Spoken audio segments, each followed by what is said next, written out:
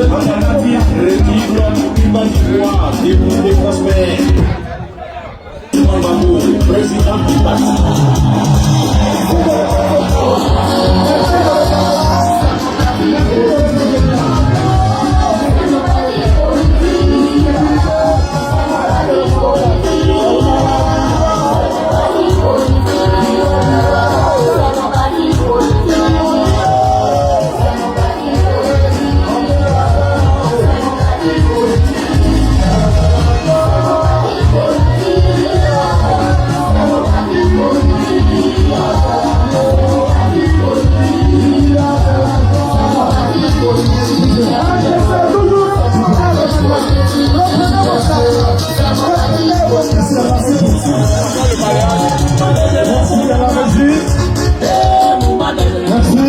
Merci à vous tous, DJ. Merci et encore mille merci. Merci aussi à M. Nicolas Lavry qui a vraiment assuré l'animation. Merci. Voilà que notre présidente est arrivée. Nous allons vraiment vous demander de vous disposer, de rester très disciplinés. Parce que nous allons rentrer maintenant dans les infractuosités du sujet. Sur ce fait déjà, je demande à la régie de programmer l'hymne national. Pour que nous saluions notre pays et aussi la première dame.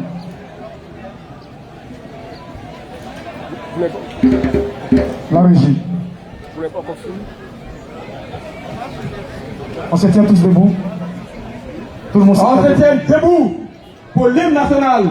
La main sur le cœur.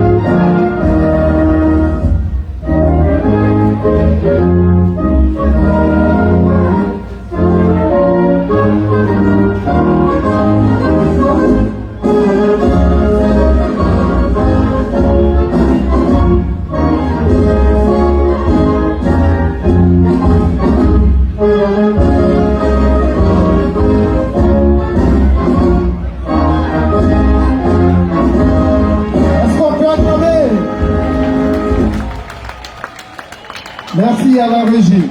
Veuillez vous asseoir.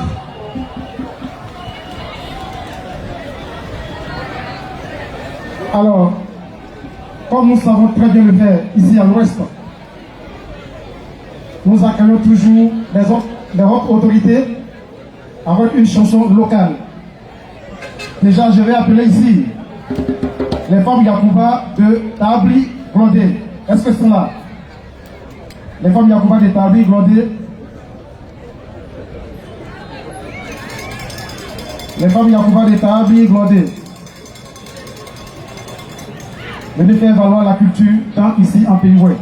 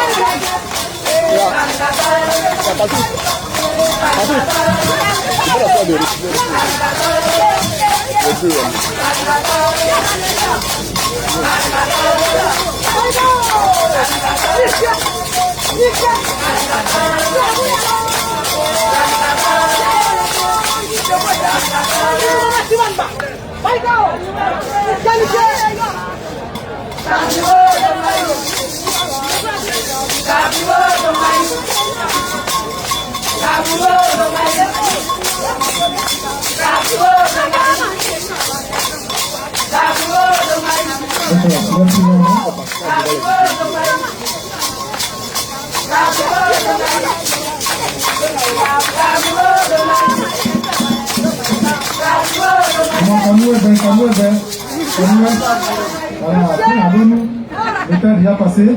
Voilà, la présidente, elle est vraiment très fatiguée. Voilà. On va le dire vite. Merci beaucoup les mamans. Merci et que le Seigneur bénisse. Alors, sans transition aucune, je vais demander déjà à la camarade Frida Gweli. Elle est la coordonnatrice régionale du MGC dans le Cavali pour son discours. Nous allons recevoir la camarade Frida Gweli, coordonnatrice régionale. Camarade, s'il te plaît. Merci beaucoup. Comme cela se fait partout où la présidente passe, c'est le VP de district qui souhaite la bienvenue à Madame la Présidente et à son importante délégation. Je suis Koyaben moi-même, vice-président chargé du district des montagnes, composé de la région du Guémont et de la région du Cavali. En même temps, j'ai la lourde charge de conduire la maîtrise des cérémonies. C'est pour cela, Madame la Présidente, avec votre délégation, je voudrais que vous m'accordiez la permission de faire lire le mot de bienvenue dans le district des montagnes à votre collaboratrice, Madame Gweli Nekaïba Frida, coordonnatrice du Cavali, la région du Cavali. Frida.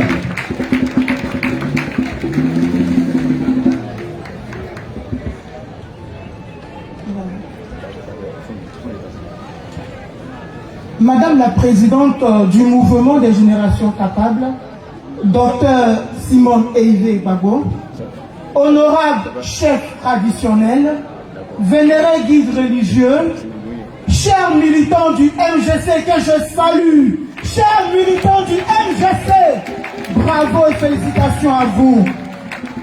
Chers militants des partis alliés, valeureuse et dynamique population du district des montagnes, que je demande que vous puissiez vous applaudir.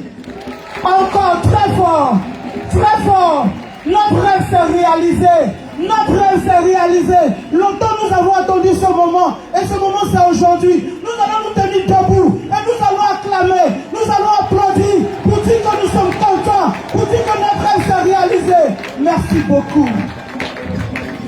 Mesdames et messieurs, Madame la Présidente, c'est pour moi un grand plaisir que de m'adresser à vous ce matin au nom du vice-président chargé du district des montagnes et de la population pour vous souhaiter très cordialement la bienvenue. Aose, Tao, Tao. Madame la Présidente, tout le Grand Ouest est dans la joie de retrouver leur fille, leur soeur et la mère que vous représentez. Nous vous attendons pour vous donner les nouvelles fraîches depuis votre dernier passage. Cette visite d'ailleurs qui vous a permis de pleurer avec nous, de nous consoler et de nous aider à nous relever. C'est comme ça on dit maman chez nous, en guéri. Moi, rien n'a changé à l'Ouest. Rien n'a du tout changé. Les stigmates des différentes crises sont encore perceptibles partout. Une paupérisation accélérée, une profonde précarité des masses rurales, des problèmes fonciers, pour ne citer que ceci. C'est pourquoi nous, vos frères et sœurs du Grand Ouest, aspirons tous à un changement politique, économique et social pour la justice, le bien-être, la démocratie et la paix dans notre pays. C'est en cela, moi, que vous êtes l'espoir de toute cette nation en déconstruction. L'espoir de tout le Grand Ouest pour une véritable réconciliation. Vive le MGC! Vive la présidente Dr Simone Ehime Gbagbo! Vive le Grand Ouest! Pour que vive la Côte d'Ivoire. Je vous remercie.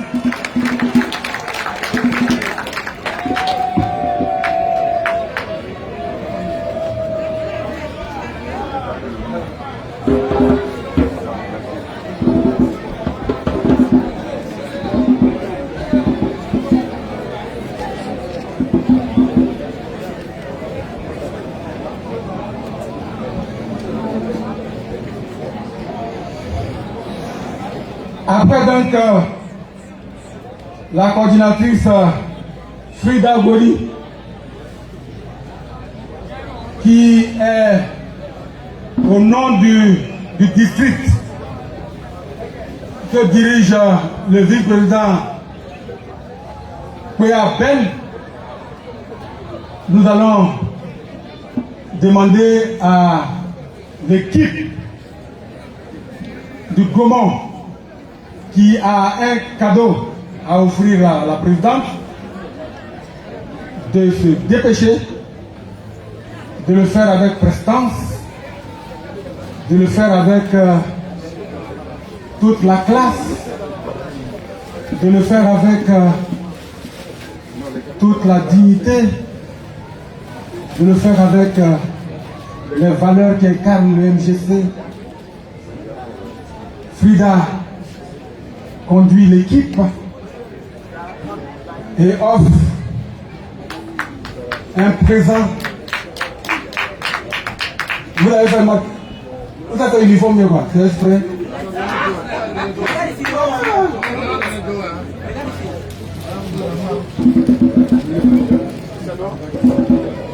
Merci pour ce présent qui marque le passage de la présidente, de la candidate, Dr Simone Ehime Gbagbo, dans le Guémont.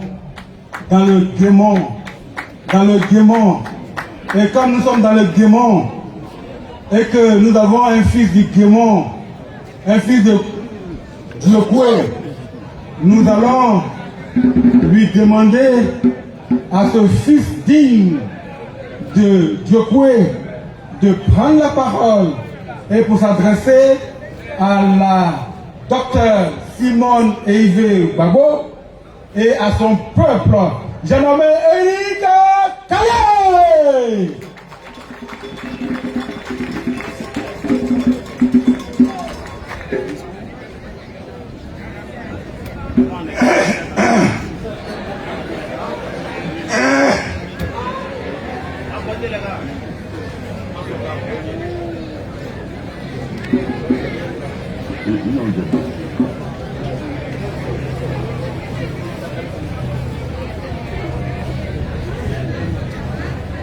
Madame la Première Dame Simone Ehime Gbagbo,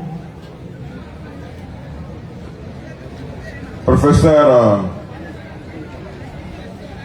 Dominique Traoré, directeur national des campagnes, Messieurs les présidents des partis politiques alliés, notamment mon très cher frère Professeur Dr Agoubli, que j'appelle affectueusement Agouti Penseur, parce que c'était le nom d'un grand journal que nous avons connu dans ce pays. Merci à Mayobo d'être là et merci à chacun de vous pour cette contribution essentielle qui nous permet donc... Monsieur, camarade représentant du projet, parti allié de grand poids dans cette campagne. Majesté, chef de village, avec à leur tête bien sûr le chef du village de Fangolo qui est mon village d'origine. Majesté, Nana Jean, chef de la communauté à Caen, du département de Diopoué, je voudrais particulièrement vous saluer pour l'acte fort posé ce matin à votre résidence et pour la très forte délégation que vous conduisez à cette cérémonie, exprimant ainsi avec le chef du village de Fangolo et le chef du village de Dawa votre liberté d'action et votre liberté de pensée. Merci infiniment pour cela.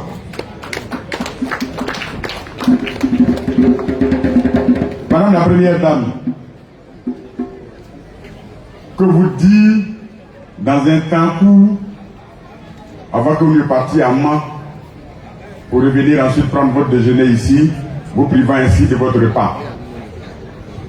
Vous voyez, nous sommes à moins de 20 mètres, 30 mètres de l'endroit où dans la première semaine du mois de juin, vous avez pris votre temps pour venir me rencontrer ici et me consoler. J'étais en larmes et j'avais sous les bras 150 corps enterrés dans ce cimetière. Je dis bien 150 corps en ma qualité de neveu des Blancs qui sont de ce village. Tous ceux qui nous avaient accueillis aussi avaient péri dans une querelle et dans une guerre qui n'était pas la leur. Le coucher du soleil ne vous a pas empêché d'être là et de défier les instructions du commandant de l'Ilbo qui vous avait déposé ici et vous aviez compati avec toutes ces populations de ce village. 20 ans après, jour pour jour, vous êtes avec nous ici pour dire au peuple si multicolore du département de Diopoué que vous êtes avec ce peuple. Ce peuple, c'est certes les ouais, mais c'est aussi les Malinqués. C'est aussi les Akans, dont le chef est ici présent. C'est aussi toutes ces populations en quête de développement et de paix que nous avons accueillies ici, les bras ouverts, et avec lesquelles nous cohabitons de façon si harmonieuse. Pouvait-il en être autrement quand on sait que votre projet de société est essentiellement fondé sur la réconciliation et la coexistence de ces populations de façon harmonieuse dans le développement? Choisir donc Diopoué et plus particulièrement faire en sorte que vous soyez ici à Guy-Trouzon est pour nous un immense honneur. Et nous voulons vous en remercier. Vous êtes venus ici solliciter le suffrage de ces populations. Avant vous, nous avons sillonné les campements. Nous avons travaillé avec les chefs de terre, avec les chefs de quartier, avec les chefs de famille. Et nous avons écouté nous dire leurs préoccupations par rapport à cette élection. Madame la Présidente, à une des réunions, nous avons dit que les pouvoirs autocrates sont trop forts et ils inhibent au niveau des populations des informations qui sont d'une fausseté telle qu'à force de les répéter, les populations finissent par y croire. C'est ainsi qu'il nous a été dit que lorsque vous allez retirer votre carte de l'électeur, c'est que vous avez déjà voté. Parce que vous signez pour retirer votre carte d'électeur. Ça, ce n'est pas vrai. Vous signez parce que on veut savoir que vous avez effectivement retiré votre carte d'électeur. Et comme le pouvoir sait, comme les adversaires savent, que la plus grande adversité que nous avons dans cette élection, ce n'est pas votre parcours qui est le plus éloquent et qui fait de vous la candidate la mieux armée pour guérir la Côte d'Ivoire, mais c'est plutôt deux adversaires que nous devons affronter. L'abstention c'est-à-dire ceux qui ne veulent pas aller voter, et la fraude. Deux équations dont la solution se trouve dans les mains du peuple souverain de Côte d'Ivoire. Et nous avons entendu dire également que nous étions des KKB qui allons accompagner un candidat. À cela, nous avons répondu ceci. Supposez demain matin que nous refusons d'être ce que vous appelez des KKB et que nous n'allions plus aux élections. Si 3 bulletins de vote tombent dans les urnes à Kong, est-ce que l'élection sera remise en cause? Et ce sont donc assis, ils ont dit, ah oui, s'il n'y a que 3 bulletins à Kong et qu'il n'y a pas de candidat en France, ça ne peut pas empêcher l'élection de tenir. L'élection sera donc validée. Donc, disons que bien au contraire, c'est votre candidature, respectable et respectée, comme vous le dites, qui peut donner une chance à la démocratie et une chance au changement que tout le peuple de Côte d'Ivoire souhaite aujourd'hui. C'est pour cela que nous la soutenons fermement. Et nous avons donné aussi hier à Guéyébri cet exemple. L'opposition ivoirienne est majoritaire. Les statistiques disent qu'elle représente 65% de l'électorat. Supposez que vous êtes dans un village et que dans un quartier, il y a 300 électeurs et dans un autre quartier, il y a 100 électeurs. Dans le quartier qui a 100 électeurs, il n'y a qu'un seul candidat. Dans le quartier qui a 300 électeurs, il y a 10 candidats.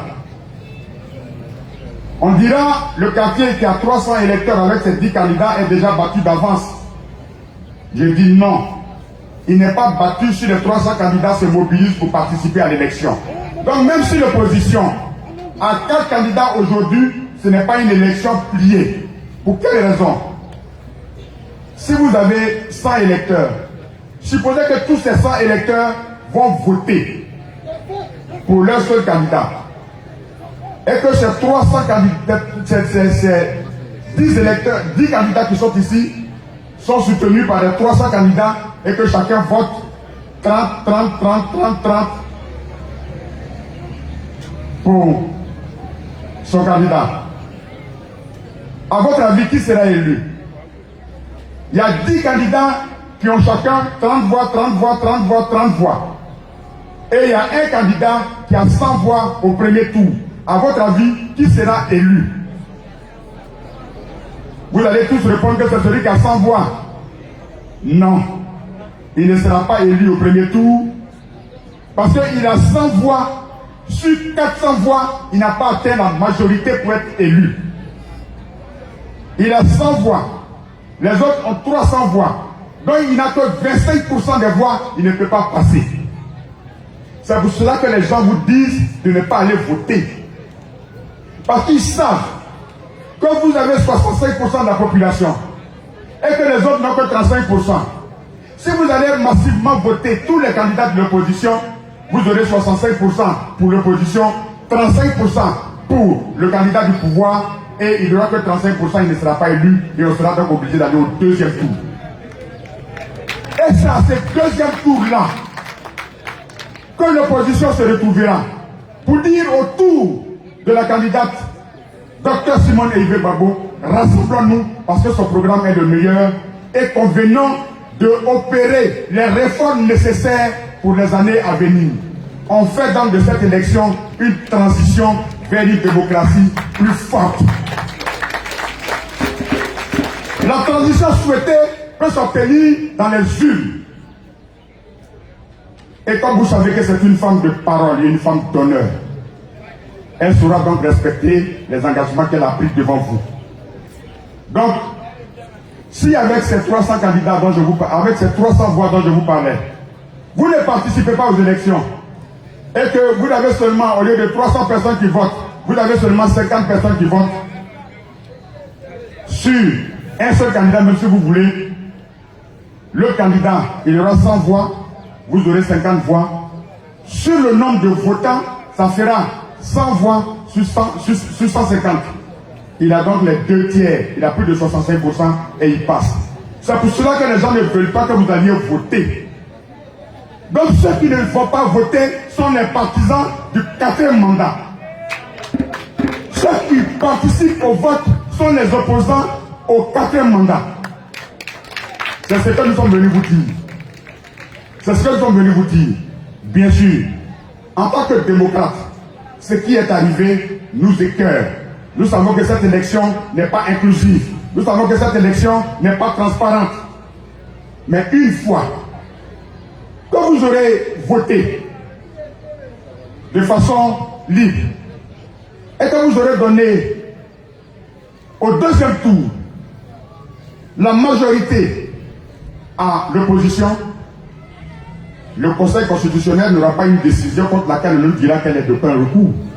La seule qui est notre affaire à nous tous, dans laquelle nous tous nous sommes là, nous allons prendre la rue et l'obliger à proclamer les vrais résultats. À partir de ce moment, c'est tous les Ivoiriens qui se retrouvent dans la rue pour dire ceux trop c'est trop, nous ne voulons pas de quoi. Lorsque en pays ouais, vous avez 1000 packs qui tombent dans votre bouteille, vous avez le choix de vous énerver et de casser la bouteille, de perdre et la bouteille et votre U et d'avoir le 1000 packs dans votre maison.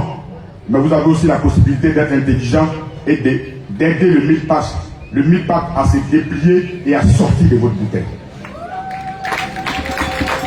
C'est ça, l'intelligence de Dr Simon Eyvé Gbagbo qui veut vous conduire vers des eaux paisibles, qui veut vous conduire à une victoire de l'opposition sans effusion de sang. Nous avons dit que nous ne proposons pas des plans A ou des plans B. Une partie de l'opposition a un fer au feu. La deuxième partie de l'opposition s'en va aux élections avec un deuxième fer qu'elle va mettre au feu. Le moment venu, lorsque nous aurions été mobilisés pour aller voter, lorsque la première partie sort son fer au feu, la deuxième partie sort son fer au feu, et nous mettons un coup de sémence aux antidémocrates. Je dis bien aux antidémocrates et à l'antidémocratie. Par la mobilisation populaire et la mobilisation républicaine. Mais votre mobilisation, ce n'est pas seulement d'aller voter. C'est de faire en sorte que vous soyez tous présents dans les bureaux de vote. Vous savez qu'il y a des candidats indépendants dans ce pays qui ont été élus. Comment l'ont-ils fait? Ils l'ont fait parce que leurs parents se sont mobilisés pour être dans les bureaux de vote pour empêcher la fraude de se faire. Vous avez 5 ans. Vous avez plus de 1800 jours devant vous pour vivre encore une situation qui est celle que vous vivez aujourd'hui.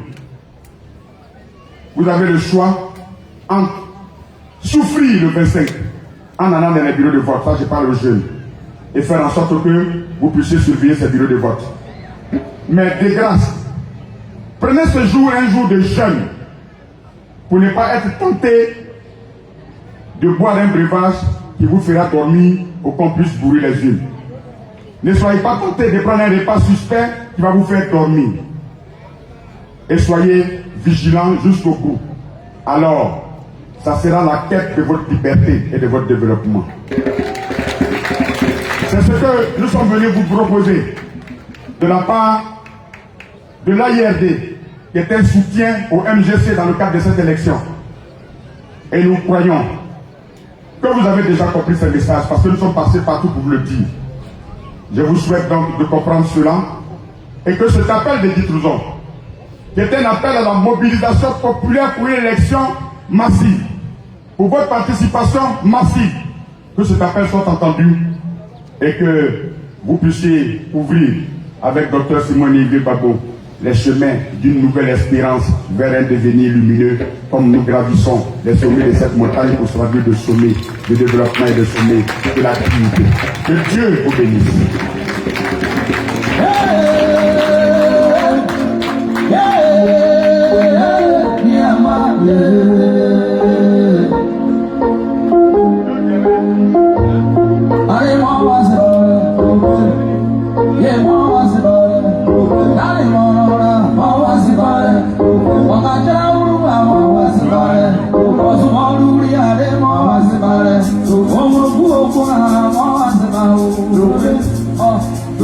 Chers parents, on appelle cet arbre la canne de Moïse. Je l'ai coupé au QG de campagne de Dr Simon Élevé Gbagbo ce matin. Nous avons peut-être des cadeaux à lui offrir. Mais le cadeau du cœur que nous voulons lui offrir, c'est cette canne de Moïse pour qu'elle conduise le peuple de Côte d'Ivoire vers des yeux. Il y a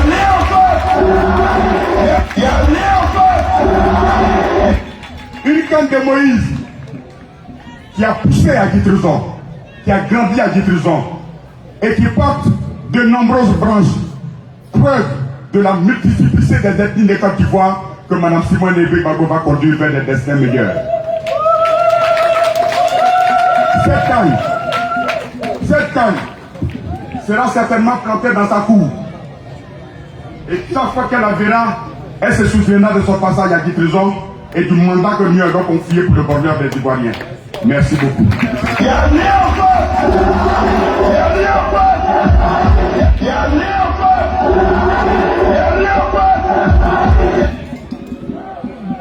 DJ, donne le son.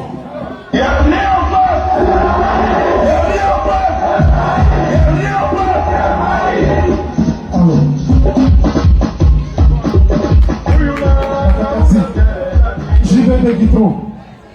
JB de Guitro.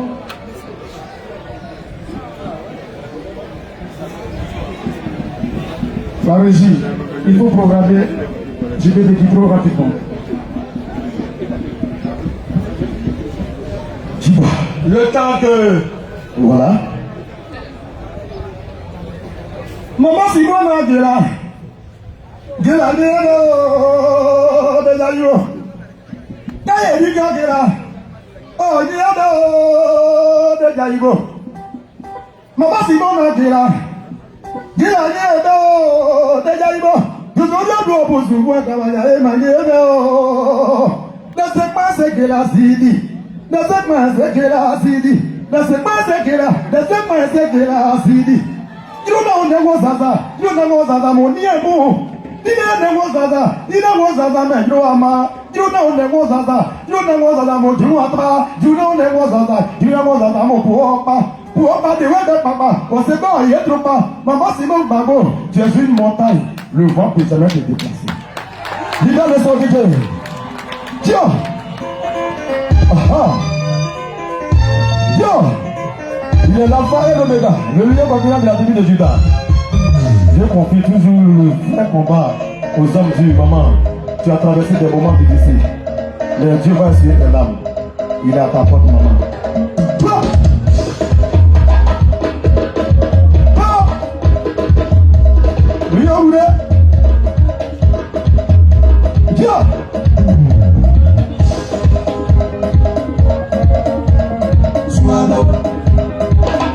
Are you ready? Yeah.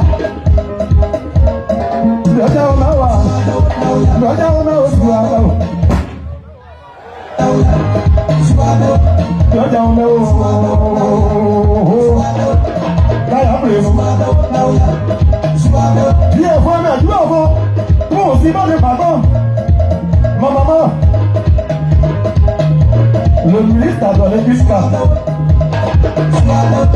C'est le pouvoir, c'est le fils de la terre.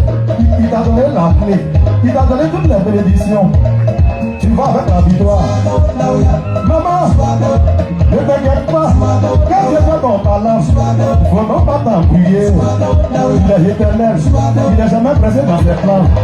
Tu as traversé les moments, la vie est faite ainsi, maman. Tu as passé toujours par les étapes, mais c'est les étapes de la gloire. Maman, souviens-toi de Joseph. Joseph a été maltraité. Il a été en prison. C'est de la prison. Joseph a été élevé. Et le cas de Daniel.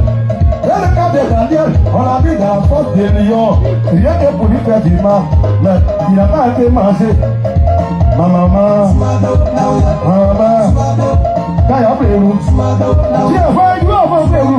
Dieu va jouer avant Pérou. Dieu va jouer avant. Là où on va à Pérou. Ayo mamo ya da yo fun.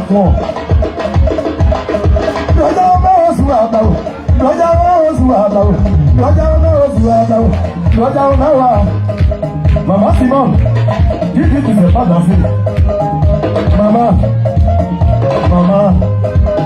Maman. C'est comme des feux, maman, c'est comme des feux. C'est quand j'ai pardonné, maman, personne ne peut t'embrasser. Maman, ne t'en fais pas. Seulement, j'ai toujours le courage. Faut jamais abandonner ton Seigneur.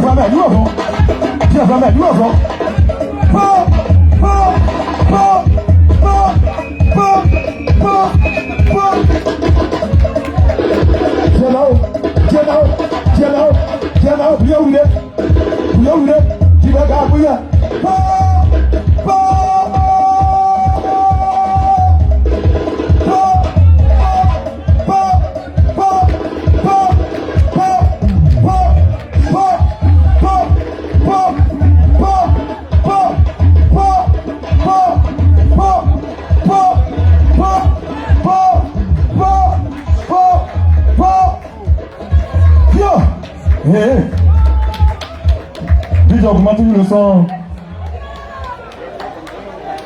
Allô. Merci à notre artiste pour sa prestation, brillante prestation. Il nous sied en ce moment-là, à cet instant-là, de saluer avec déférence les honorables chefs traditionnels du Guémon, les chefs traditionnels du Cavali, les chefs des communautés résidant à Djokwe, à Sao Globou, à Kwabao, Dansé. Avec nous, des partis alliés.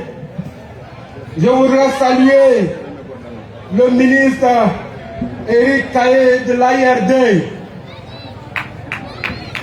le docteur Paul-Hervé Agoubli d'Objectif République,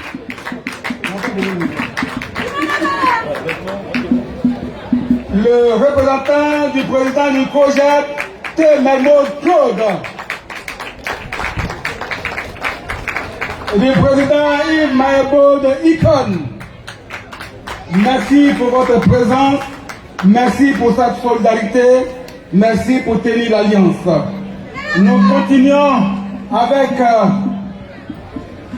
le directeur national de campagne de la candidate Dr Simone Eivé Gbagbo. Il se nomme Traoré Dominique, professeur de son état. C'est lui qui va nous donner la présentation du programme de gouvernement du docteur Simone Eivé Gbagbo.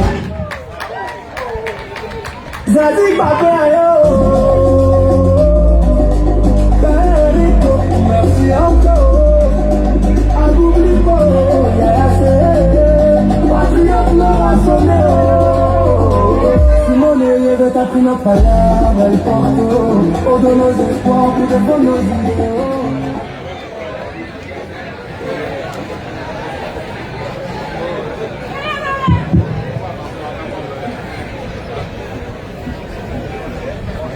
Je vais appeler le vice-président Koya Ben à côté de moi, parce que nous sommes à Djokwe et il est bon que nos parents aient les engagements du docteur Simone Eivé Gbagbo en langue locale. Donc moi je vais parler en français et mon camarade vice-président Koya Ben va parler en ouais. Madame la Présidente, notre maman, candidate à l'élection présidentielle d'octobre 2025, bientôt présidente de la République de Côte d'Ivoire.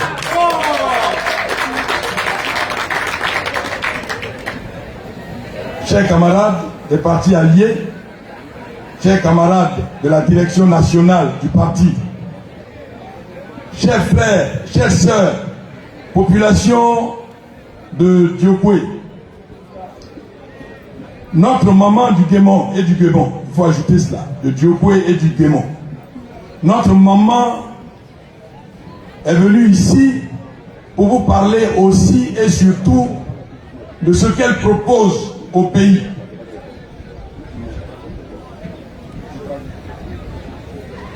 On a beau oui, on a deux oui. On va essoder, on va cavaler tous les bleus. Doreke, Taï.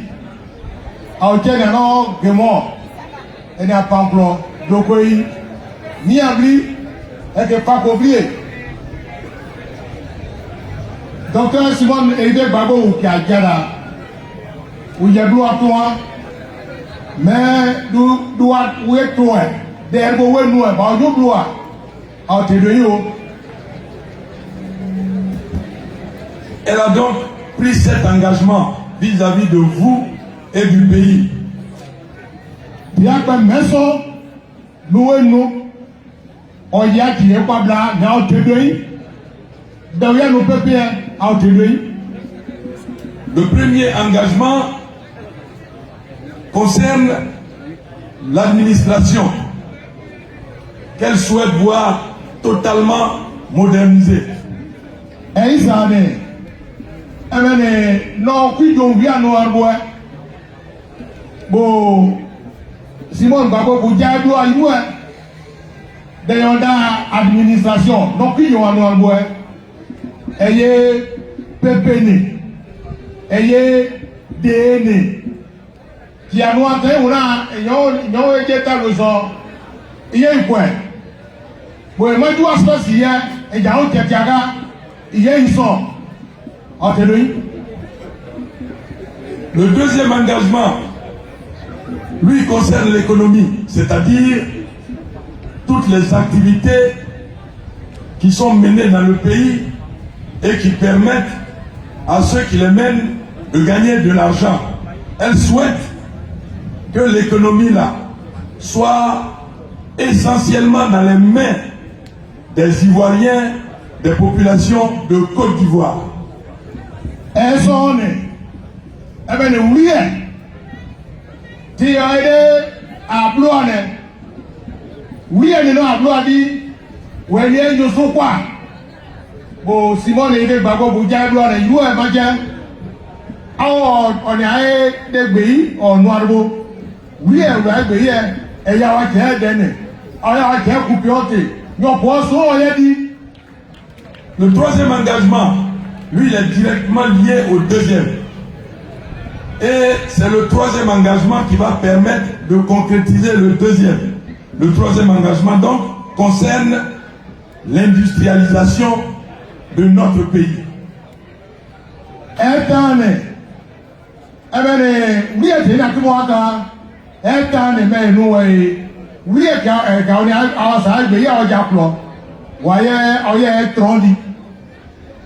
Mais quand il y a quoi? Le quatrième engagement concerne la cohésion, l'égalité sociale, en gros, les solidarités. Bon, on se coupe un peu. Oui, ouais,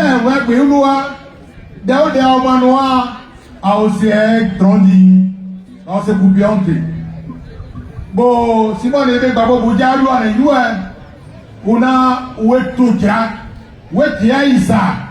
On est coupé un peu. Le cinquième engagement concerne les arts, le sport, le tourisme qui doivent devenir de vraies activités économiques et participer pleinement au développement de notre pays.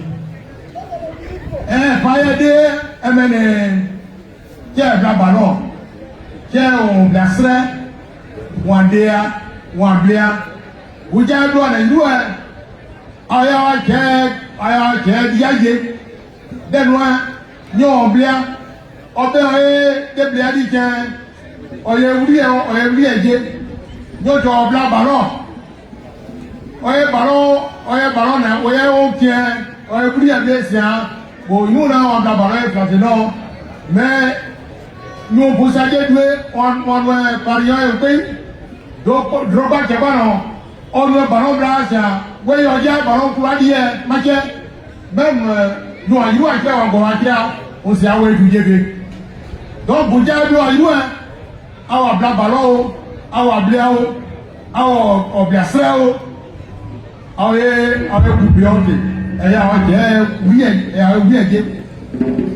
Le 6e engagement, un engagement très important, lui concerne l'école, la formation de nos jeunes. Il concerne aussi la recherche scientifique. Alors, un peu maone, avec les claïs, claïs c'est les mots de noir. Eh bien, tiens, on doit claimer. On doit claimer, Bouja doit douer. Sinon, on va voir Bouja doit douer. On y doit, où est-ce qu'on y a? Là, où y a faillipo. Où y a faillipo. Où y a claimer, où y a faillipo. Nous, à ma claimer, on va sorcier. Nous, à ma claimer, on va sorcier. On détoie. Quand il dit nous à nous d'accord, on a niveau pays pour. Mais les gars, on est déjà moins encore. C'est pas blâmé. Le 7e et dernier engagement qu'il faut retenir, c'est l'engagement sur la restauration de notre environnement. Alors, un peu maçonné, et pas moi, boadier. Nous on a camion, et bien, 10 camion. On doit quoi? Bon, par exemple, on doit ma quoi, oui, mais, café ni cava ni on doit quoi, mais, on tient un poids mou. On dit à nous, quoi à quoi, et nous à payer. On a cité les engagements, on va donner quelques détails pour que les gens comprennent un peu dans chaque engagement ce que notre candidat propose. Alors, sur le premier engagement, moderniser l'administration, Dr Simon Ehvé Gbagbo dit que notre administration doit devenir rapide, efficace grâce à Internet. Ça doit être une administration où il n'y a pas de corruption, où il n'y a plus de corruption. Une administration où les fonctionnaires sont bien traités, où ils sont respectueux et fiers de servir. Une administration, en gros, au service des citoyens. Eh bien, ça va dire, où il y a nourri, où il y a nourri, eh bien, non plus nous en avons. Et donc, Nyorobo boyo o jaibu ayu no ayu a demos a masri noa baso base ni baso baye ikwe no bo mu asa noa fa wo ya no do ya siye do dakanda wo ya tell bo ya tire won munde yigayo yeyo yido do ìdí ẹyọ gbàgbédọ o iye ìpẹ bò nù ma ètò ma sọ ìdàgà náà ẹjẹ bá sọ̀rọ̀ ẹnu wa bò yẹ sí ìyẹn nù yóò yẹ lórí àná ya pẹ̀gbẹ́ náà o. Je vois que le VP BNPA a donné beaucoup de détails à nos parents. On va juste résumer sur l'économie, l'industrie et l'école très rapidement. La présidente demande que nous travaillions pour que les Ivoiriens aient en main l'économie. Comment ça va se faire? Ça va se faire en formant tous ceux qui travaillent dans les différents secteurs d'activité. Les petits commerçants, les paysans, les transporteurs, pour qu'eux-mêmes, ils prennent en main leur secteur et qu'ils le développent. Par exemple, celui qui produit, je crois qu'ici on produit beaucoup de cacao. Si tu produis ton cacao, tu produis ton café. On ne va plus vendre directement ces produits-là à l'étranger. On va faire en sorte que le producteur de café et de cacao soit capable, quand il a produit son cacao, de mettre en place une petite usine pour faire une première transformation. Parce que tous ces produits-là, quand on les transforme avant de les vendre, on gagne beaucoup d'argent. Avec le cacao, par exemple, on peut faire beaucoup de choses. On peut transformer le cacao en poudre de chocolat. Donc le cacao, là, on peut, quand il devient poudre de chocolat, on le vend, on gagne beaucoup d'argent. On peut faire du vin avec l'eau de cacao qu'on jette. On peut faire de l'essence avec l'eau de cacao qu'on jette. On peut faire avec la cabosse qu'on jette du charbon. Vous voyez bien que tout ce que je cite là, ça permet avec le cacao de créer beaucoup d'activités, de donner beaucoup de travail aussi à nos jeunes.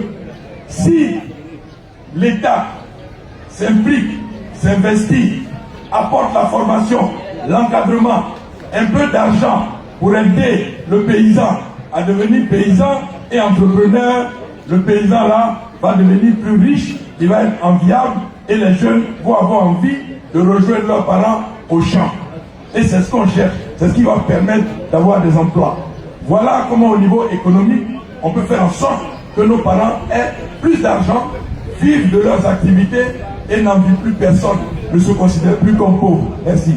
Alors, vous y êtes, poème d'action, on a autrement, on a couillé son nom, oui, à bon, oui,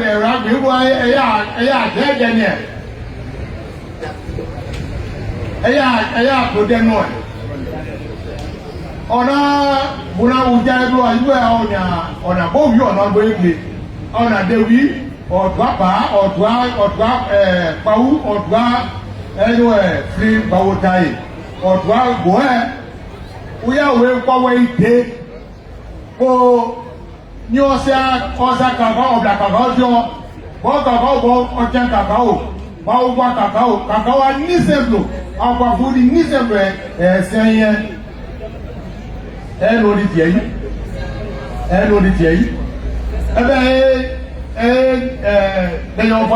sans ils n'ont pas camion là, et nous, pour mon job là, cacao, on cacao, pas cacao, foudi, pour c'est un idée pour maïsi, et noir sans yeux, ma cacao a déjà mon way, et non way, ma cacao a ni simple, cacao a ni à wataye, pas pour et non way.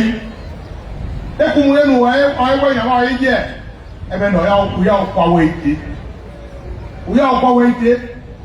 Nous, on s'est un caïpa. On nous voit un caïpa. On a pour des torts. Bon, nous, nous avons des tout bonnets français. Bonnets, nous avons payer. Ou à moi, ça, on a un sens, on a un tort. Mais les gars, on a un cacao, on a plein elle a wéyé, elle a chocolat noir. Mais vous voulez dire, cacao a nié, elle ouais noir on dit. Pour pouvoir faire ça, il faut complètement changer l'école. Notre école aujourd'hui forme des jeunes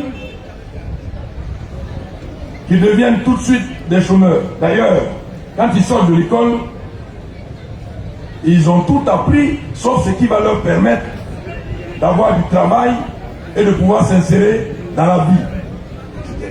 Alors, l'école là, on va la transformer pour que les jeunes là, quand ils y vont, qu'ils apprennent à connaître, par exemple, le cacao, qu'ils apprennent à le transformer, qu'ils apprennent à vraiment enrichir l'activité, les activités de leurs parents.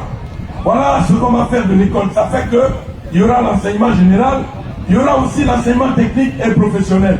Si on fait ça, on va pouvoir parvenir à faire ce que notre candidat demande, c'est-à-dire que l'argent de l'économie là soit dans les mains des Ivoiriens. Alors,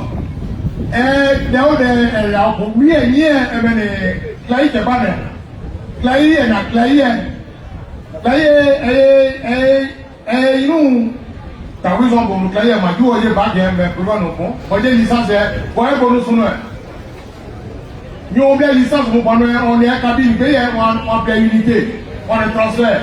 On fait maîtrise, on est des pays, vous avez à jouer, la ligne, elle est faillie pour elle.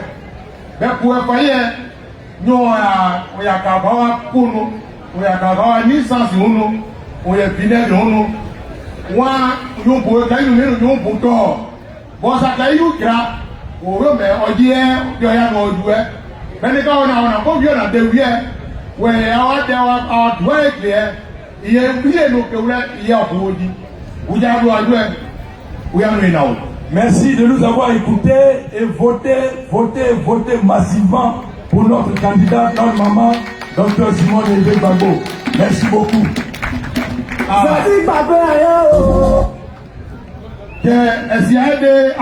de bon la matière? Nous savons où il y a nous les blancs et nous blois. Et maintenant, il y a nos gars et nous n'avons pas passé au Mumbai. Et maintenant, au moins, il y a deux ou quatre déléteurs. Au savoir, nous parlons de la carte de Maclaé, au moins, il y a un fois, au moins, il y a un quatre go. Au plus, bon, ça va quatre mois, en effort. Oui, tout n'est pas passé au Mumbai. Un peu, madame Bagua, c'est des dits, bloc, quatre bawa, et nous, bien, bien. Zadi Bagua, merci encore. Maï Rodo.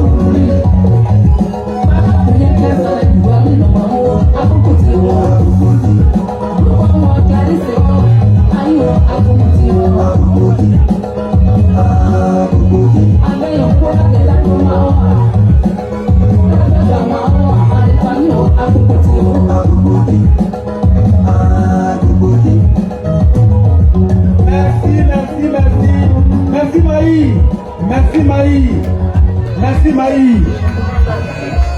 À 17 ans, elle a commencé sa vie associative et en 1982, elle a créé, à côté d'illustres personnalités, le Front populaire ivoirien. En 90, elle n'a pas raté le train du multipartisme. Et en 2000, aux côtés de son époux et bien ce pays, elle est montée sur le perchoir de la République. Malheureusement, en 2002, la rébellion est venue balafrer le pouvoir et la Côte d'Ivoire. En 2011, elle a été évincée du pouvoir avec son mari et elle a connu les as de la prison. En 2018, quand elle sort de prison, son credo, le pardon, la réconciliation. En 2022, Elle crée un instrument puissant de conquête du pouvoir. Elle crée le mouvement des générations capables, MGC. C'est votre candidate, c'est notre candidate, c'est la candidate de la Côte d'Ivoire. Elle s'appelle, et je voudrais appeler ici et maintenant Docteur Simone Eivé. Merci, monsieur le ministre. Merci beaucoup. Merci tous les frères et toutes les sœurs. Merci pour votre patience. À ceux qui sont là depuis le matin. Merci beaucoup. C'est avec beaucoup de joie que je me retrouve ici, dans ce village, aujourd'hui. Avec beaucoup d'espoir que j'arrive ici. Mon premier passage ici avait été un passage extrêmement douloureux. J'avais vu des choses incroyables, des choses inhumaines. Pourquoi? Parce qu'il y avait la guerre dans mon pays. Il y avait la guerre entre les Ivoiriens, ici en Côte d'Ivoire. Et cette guerre en Côte d'Ivoire ici, qui a commencé en 2002 et qui a duré jusqu'à 2011, cette guerre-là a créé beaucoup de déchirures entre les populations de la Côte d'Ivoire. C'est la raison pour laquelle, dans le programme que j'ai mis en place, si je deviens président de la République de Côte d'Ivoire ici, là, le premier acte, la première chose que je pense qu'on est obligé de faire, c'est la réconciliation. La réconciliation entre les enfants de ce pays. La réconciliation qui va permettre aux Sénoufos qui sont au nord, aux Malinqués qui sont au nord, d'aimer, d'accepter, de protéger des guerriers qui sont ici à l'ouest. D'accepter, d'aimer, de protéger des Baoulés qui sont au centre. D'aimer, d'accepter, de protéger des Yakuba qui sont à l'ouest. Et que dans le même mouvement, un ami qui est d'Aboisseau considère que le Sénoufo qui est à Korobo est son frère qui doit défendre partout où il doit se trouver.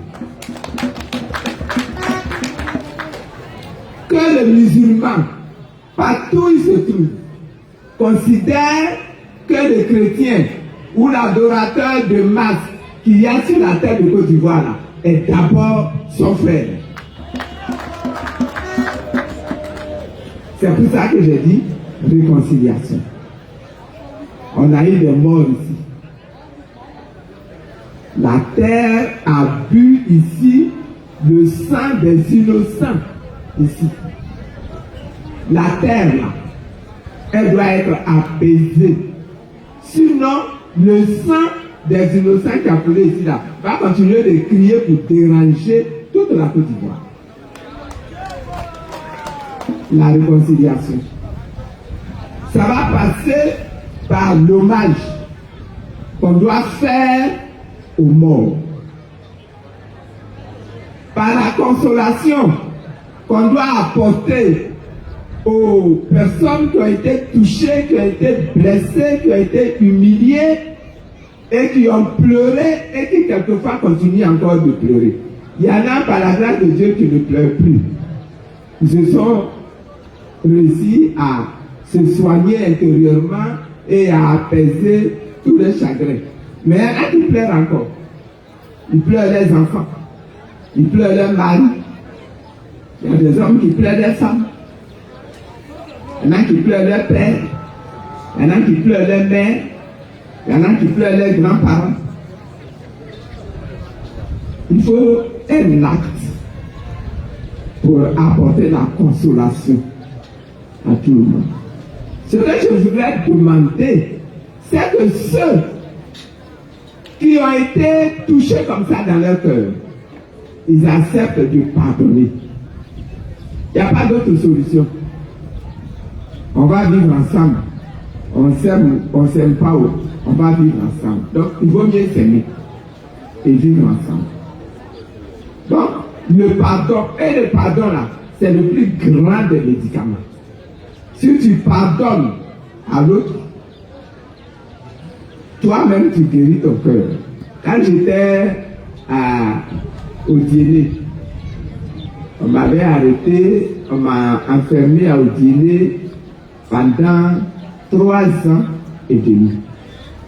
Quand j'étais à Odiélé, moi aussi mon cœur brûlait. Parce que j'avais été humilié. Parce que j'avais été, comment je peux dire ça, frappé, déçu, blessé. Quand je suis arrivé à Odiélé, que je priais, j'ai reçu une réponse de Dieu. Je l'ai partagé à ma sortie de prison. Je vais vous redire ça. Je priais. J'ai dit, Dieu, regarde ce qu'on m'a fait. Moi là, je ne suis pas une mauvaise personne. Mais regarde ce qui m'est arrivé. Regarde comment on m'a traité. Regarde comment on m'a humilié. Regarde comment on m'a frappé. Et toi-même, lève-toi pour me venger. C'était ça ma prière. C'est ce que Dieu m'a répondu. Il m'a dit, mais c'est qui t'a frappé? J'ai dit, mais c'est les rebelles. Il dit, mais les rebelles là, ce sont les enfants de qui? C'est qui les a créés? Il dit, c'est toi Dieu. Il dit, ah, mais toi-même qui t'a créé? J'ai dit, c'est toi Dieu. Donc moi je t'ai créé, tu es mon enfant, oui. Et les rebelles aussi, je les ai créés, ils sont mes enfants, oui. Donc je suis votre papa à vous tous, oui. Bon. Maintenant toi c'est maman, non? Je dis oui. Il dit, mais suppose que ton enfant est parti chercher palabres dehors, gâter la chose de quelqu'un dehors. Et puis la personne a attrapé ton enfant, elle poursuit ton enfant jusqu'à la maison, et puis elle te dit, voici ce que ton enfant a fait. Ton enfant a gâté ma chose. Donc, je suis venu pour que tu me venges. Donc, que tu tues ton enfant. Pour l'évangile. Qu'est-ce que tu vas répondre? Je dis, ah, je vais dire à la personne, là, pardon, il ne faut pas tuer mon enfant. C'est pas ça? Vous-même, là, c'est pas ce que vous aurez dit. Pardon, il ne faut pas tuer mon enfant. Aie pitié de moi, aie pitié de mon enfant. Il dit, ah, d'accord. Donc, toi qui es humain, tu peux demander pardon pour ton enfant qui a mal agi. Et puis, moi qui suis Dieu, tu veux que je tue mon enfant parce qu'il est rebelle et qu'il t'a fait du tort. Est-ce que vous voyez? Si il a mal agi, dis-moi Dieu, ton enfant là, il a mal agi. Je demande pardon. Je te demande pardon au nom de cet enfant qui a mal agi pour que tu ne le tues pas, mais que tu changes son esprit. Voilà ce que Dieu m'a donné comme réponse. C'est à partir de ce jour-là que j'ai compris que la meilleure solution quand quelqu'un t'a fait du mal, c'est de lui pardonner et de demander à Dieu de lui venir en aide et de lui pardonner. Et non pas de prendre fusil pour aller tuer la personne. Le pardon là, c'est un médicament. Donc on va vous demander de pardonner. Et celui qui a mal agi là, on va lui demander de demander pardon. Celui qui a mal fait, il faut qu'il demande pardon. Et quand il va demander pardon, toi qui as été blessé, il faut accepter de le pardonner. Réconciliation. Si on n'arrive pas à se pardonner en Côte d'Ivoire ici pour ce qui est arrivé, demain, la moindre petite étincelle et les choses vont encore se gâter parce que le cœur sera encore chargé. Deuxième chose dans la réconciliation, les morts, je l'ai dit tout à l'heure, il faut leur rendre hommage. Ils sont 1000, ils sont 2000, ils sont 3000, ils sont 10 000, ils sont 20 000, ils sont 50 000, il faut leur rendre hommage. Et pour ça, je vais venir vous trouver parce que c'est ici là qu'il y a eu le plus de morts. Pour qu'ensemble on décide comment on rend hommage aux morts. C'est en rendant hommage aux morts que l'âme des morts là va être apaisée. Et que la terre va être apaisée. Troisième chose, pendant cette guerre là, les gens ont perdu leurs biens. Il y en a qui ont perdu même tout le village a été brûlé. Guitrouson ici, le village a presque été brûlé. Ah, Petit Diopoué, on a eu beaucoup de morts. On a été obligé d'enterrer des morts et des morts et des morts. À Diopoué Carrefour, il y a eu des morts. Mais dans d'autres villes de la Côte d'Ivoire, il y a eu également des morts. Mais il y a eu beaucoup de biens qui ont été détruits. Il y a des gens qui ont perdu leur maison complètement. À Boaké, là-bas, il y a des gens qui ont perdu leur maison totalement. Ici même, il y a des gens qui ont perdu leur maison. Il y a des gens qui ont perdu leur plantation totalement. Il y a des gens qui ont perdu leur emploi. On les a renvoyés de leur travail. Il faut faire ce que j'appelle la réparation et la restitution, si c'est possible. Donc voilà un petit peu pour la réconciliation ce que je vous propose.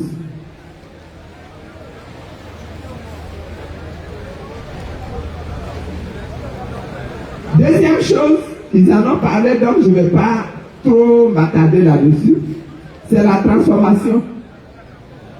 Les Ivoiriens, là, nous devons changer notre mentalité. Nous devons apprendre à devenir nous-mêmes fiers de nous-mêmes, fiers de ce que nous produisons, fiers de ce que nous mangeons, fiers de ce que nos ancêtres nous ont laissé comme héritage dans le passé. Nous devons changer nos mentalités pour pouvoir nous-mêmes trouver des solutions aux problèmes qui se posent dans notre pays.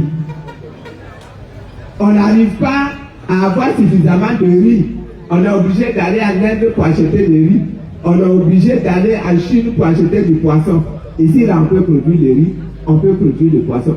Comment on doit faire pour produire le riz en grande quantité, pour produire, pour élever le poisson en grande quantité? Je suis sûr que la solution là, Dieu nous a donné ça, ça est dans un coin de notre tête. Il faut qu'on apprenne ensemble à faire ça. Aujourd'hui, on considère que c'est les planteurs de cacao, les planteurs de café, les planteurs de véa, les planteurs d'anacarde, c'est eux qu'on appelle planteurs. Mais les femmes qui produisent la tomate, les femmes qui produisent l'aubergine, les femmes qui produisent le piment, les femmes qui produisent le manioc, on ne les appelle pas grands planteurs. Pourquoi? Alors que c'est ce qu'elles produisent là. C'est ça qui nous sauve tous les jours. Je ne connais pas quelqu'un ici, dans le pays où elle est là, qui tous les jours prend le cacao, et puis c'est ça qui est sa nourriture le matin, sa nourriture à midi, sa nourriture le soir, et puis il est en bonne santé, et puis il est heureux, et puis il va chercher sa femme, il lui vient, et puis il lui donne encore le cacao à manger. Il fait ses enfants, il leur donne le cacao à manger. Je ne dis pas d'argent du cacao, mais je dis le cacao lui-même. Parce que c'est pas ça qui est notre nourriture. Notre nourriture là, c'est le riz. Notre nourriture, c'est la tchéquette. Leur nourriture, c'est le manioc. Leur nourriture, c'est la tomate. Leur nourriture, c'est le taro, etc., etc. Le riz, j'ai déjà dit le riz. Mais le prépa, c'est ça qui est notre nourriture.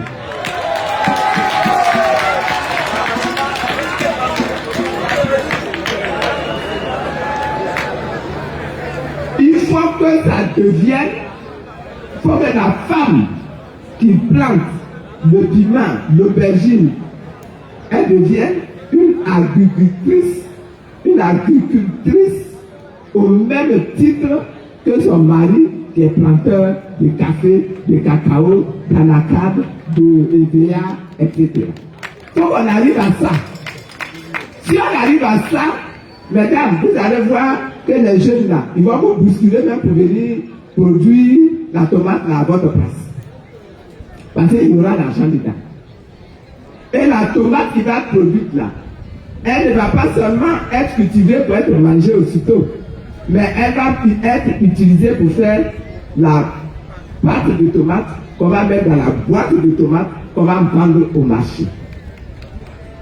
Est-ce que vous voyez? C'est ce que j'appelle transformer notre façon de faire, transformer notre façon de vivre, transformer les rapports que nous avons avec l'argent et avec les ressources. Tu l'as donné tout à l'heure l'exemple du cacao. On cueille le cacao, on récolte le cacao, on sèche le cacao, et puis on va vendre le cacao là brut. Bon, aujourd'hui, grâce aux élections, on dit que le cacao est devenu 5 000 francs. C'est bon, on est content. Ah, c'est 2 800. C'est même pas 5 000 francs. Est-ce que vous voyez? Mais le cacao là, si tu as transformé, première chose que tu peux faire, au moment où tu as cassé la cabosse et que tu mets les fèves de cacao là pour sécher, son eau qui coule là, c'est le premier argent. Tu prends cet argent, c'est cette eau qui coule là, avec ça, tu peux faire du vin. Avec ça, tu peux faire du vinaigre. Avec ça, tu peux faire de l'éthanol. Et avec ça, tu peux produire l'électricité. L'eau de cacao, on jette là.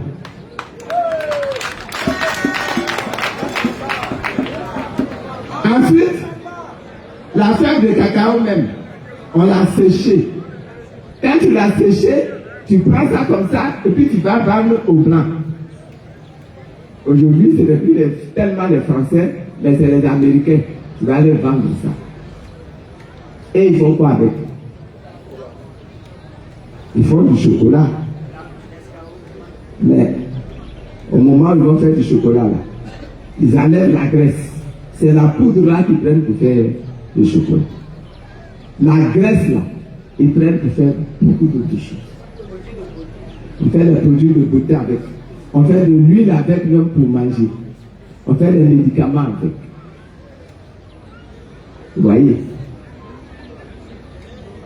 Quand vous êtes sorti de là, la cabosse de cacao, là, vous l'avez jeté.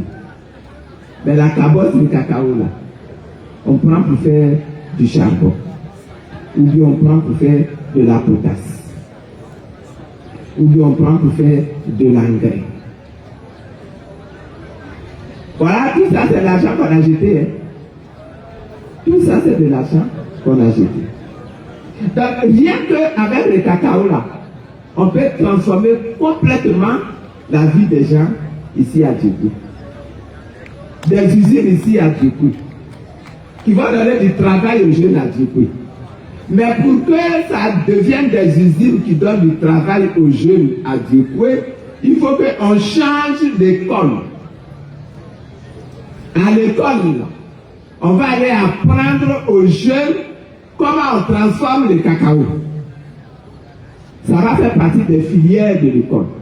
Au lieu d'aller apprendre juste la comptabilité et puis après tu t'en vas chômer parce que tu n'as pas trouvé de bureau où aller vendre comment on appelle ça, ton diplôme pour avoir du travail. Quand tu as fini l'école là, tu reviens toi-même au village, aux côtés de ton papa.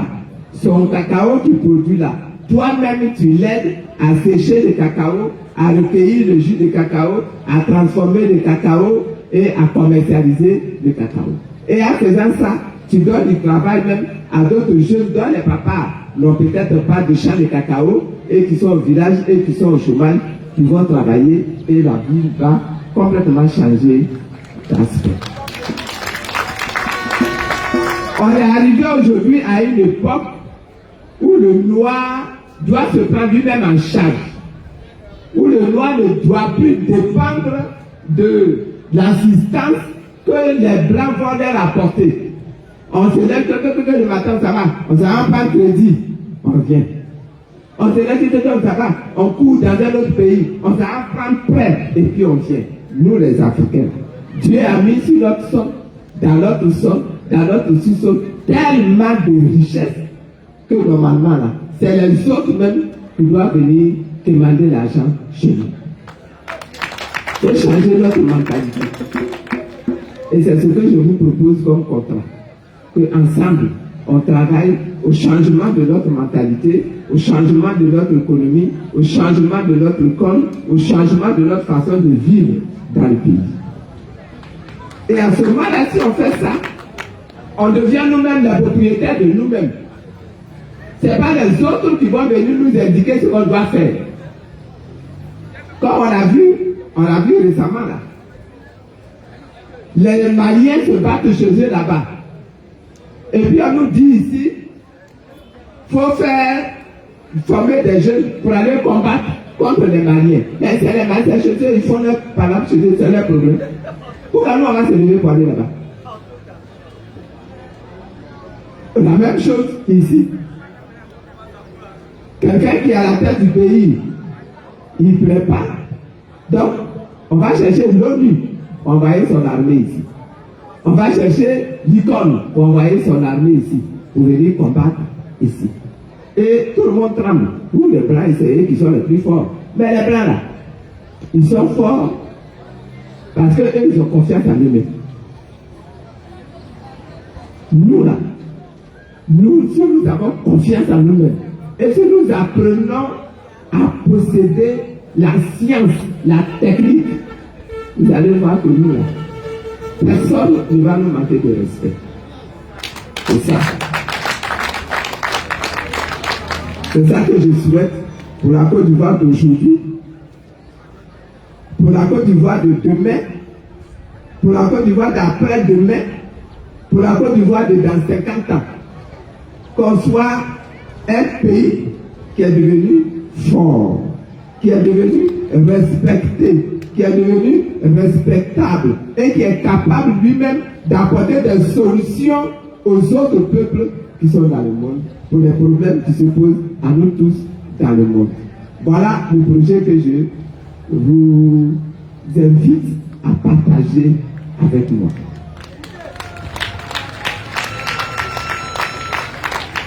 Et c'est pour ça que je dis que la Côte d'Ivoire, devant là, il y a beaucoup d'espoir, il y a beaucoup d'espérance, il y a beaucoup de possibilités devant. Mais ce que la Côte d'Ivoire va devenir demain, devant là, ça dépend de nous aujourd'hui. Si nous avons peur d'aller affronter la situation, de mettre notre bulletin dans l'urne pour faire élire celui qu'on veut comme candidat, on va avoir demain une Côte d'Ivoire qu'on n'aime pas, mais qu'on est obligé de subir parce que le moment venu là, on n'a pas eu la force de sortir pour aller nous-mêmes voter. J'insiste pour dire qu'il faut sortir pour aller voter. Il ne faut pas croire que les choses sont déjà faites et que ça ne sert à rien, parce que de toute façon, c'est les autres là, ce sont les plus forts, c'est eux qui vont gagner. Celui qui dit ça là, c'est quelqu'un qui veut vous tromper. Il veut vous décourager pour que vous ne sortiez pas pour aller voter. Sortir pour aller voter là, c'est le seul devoir du citoyen le 25 octobre. Pour avoir le chef d'État, le président de la République, que lui-même son cœur désire. Et comme je sais que c'est moi que votre cœur désire,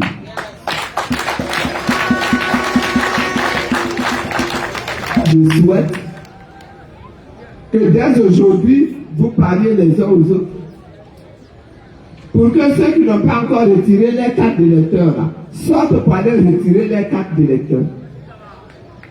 Que vous ne vous laissez pas manipuler par des gens qui n'ont pas les mêmes intérêts que vous, hein, mais qui veulent vous décourager pour que vous restiez à la maison. Et puis comme ça, eux, ils ont la voie libre. Que vous sortiez voter, que vous allez récupérer vos cartes d'électeurs, que vous soyez présent dans le bureau de vote, et que le 25 octobre, on voit une Côte d'Ivoire qui est complètement changée, qui est complètement transformée. Une Côte d'Ivoire que nous avons récupérée et que nous allons bâtir ensemble, que nous allons apaiser ensemble, que nous allons, comment j'ai failli dire, purifier et sanctifier ensemble au nom vraiment de tout cet amour-là que nous avons pour la nation ivoirienne. Que Dieu vous bénisse. Que Dieu vous bénisse. Que Dieu vous bénisse.